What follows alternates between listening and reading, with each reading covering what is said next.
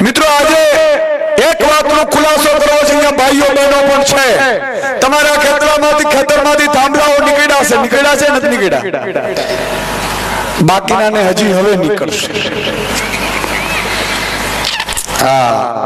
એકનો વારો આવી ગયો, બાકીનો હવે આવશે.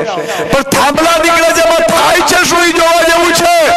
માન્ય ગોપાલ ઇટાલિયા મિત્રો ધારાસભ્ય બન્યા, વિસાવદરની જનતાએ એમને ચૂંટ્યા, વિસાવદરથી વિધાનસભા ગૃહમાં ગયા અને પરમ દિવસે જ એક મોટો ખુલાસો થયો છે જે ગુજરાતની એક જનતાએ જાણવા જેવો છે.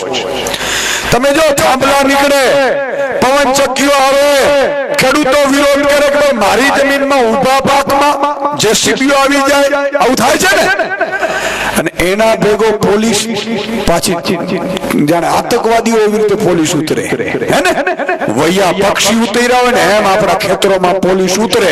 પણ મિત્રો ગોપાલભાઈ ઇટાલિયાએ પ્રશ્ન પૂછ્યો વિધાનસભામાં કે આટલી પોલીસ કઈ રીતે આવે છે કંપનીઓ વાળાને? તો મિત્રો ખુલાસો થયો છે કે આ જે પોલીસ કંપનીઓ વાળા આપણી સામે ખેડૂતોને સામે ઉભી રાખી દે છે ને, ઝીપડામાં નાખવા, પોલીસ કેસ કરવા, એ ભાડે મળે છે.